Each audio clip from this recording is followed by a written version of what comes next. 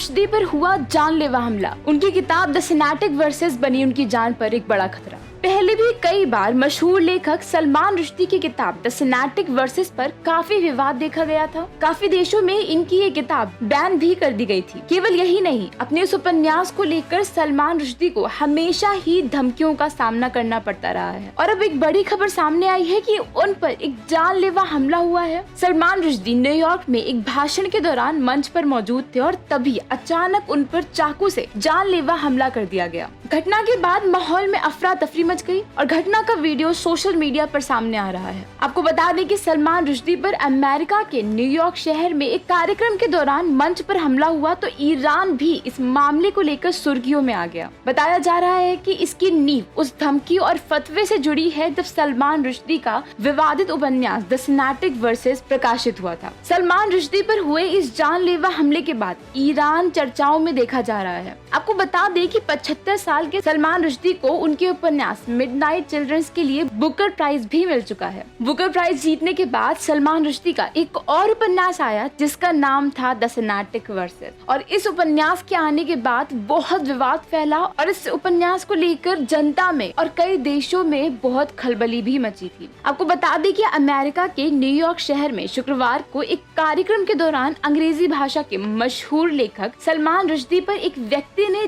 जानलेवा हमला कर दिया। भारतीय मूल के अंग्रेजी लेखक सलमान रुश्दी 1980 के दशक में अपनी किताब द सिनेटिक वर्सेस को लेकर काफी विवादों में आए थे। इस किताब को लेकर ईरान में 1988 से प्रतिबंध लगा दिया गया क्योंकि कई मुसलमान और कई समुदाय इसे बेहद गलत मानते हैं। एक साल बाद ईरान के मशहूर नेता अयातुल्लाह रूहुल्लाह खुमैनी ने एक फतवा जारी कर रुश्दी की मौत का आह्वान किया गया था। फतवे के 23 साल बाद भी रुश्दी सुरक्षित नहीं हो पाए। इसी तरह देश में नुपुर शर्मा भी अपने एक बयान को लेकर कट्टरपंथियों के निशाने पर हैं। आपको बताते चले कि साल 1979 में आए इस फतवे के बाद सलमान रुश्दी को 9 साल तक छिपकर रहना पड़ा और इसके बाद भी उनकी जान पर खतरा बना रहा। बाद में ईरान की ओर से ये कहा गया कि वह सलमान रुश्दी को मारने का समर्थन नहीं कर रहा है। हालांकि साल 2012 में ईरान के एक संगठन ने सलमान रुश्दी को मारने वाले के लिए इनामी राशि $3 मिलियन से बढ़ाकर $3.3 मिलियन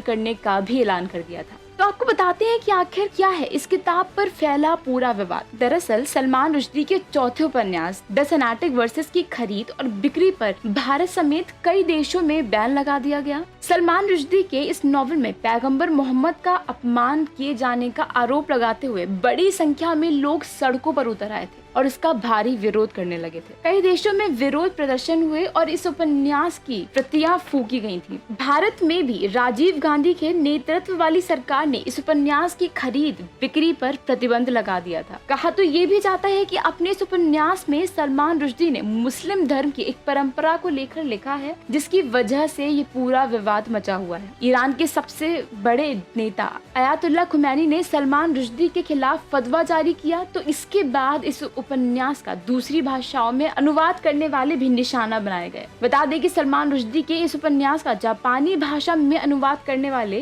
हितोशी इगाराशी की हत्या हुई तो इटालियन में अनुवाद करने वाले पर भी जानलेवा हमला हुआ। इस किताब के प्रकाशन को निशाना बनाकर भी कई हमले किए गए थे। अब जबकि सलमान रुश्दी पर एक कार्यक्रम के दौरान जानलेवा अटैक किया गया तो लोग फिर से ईरान की उस धमकी को याद कर रहे हैं और ईरान फिर से चर्चाओं में आता दिख रहा है। हालांकि हमला करने वाला 24 साल का युवा अमेरिका के न्यू जर्सी का ही रहने वाला है और उसको संदिग्ध मानकर गिरफ्तार कर लिया गया है। और इसके साथ FBI भी मामले की जांच में जुट गई है और अभी तक हमले के मोटिव का पता नहीं चल सका है। ऐसी तमाम खबरों के लिए जुड़े रहिए देशहित न्यूज के साथ। धन्यवाद।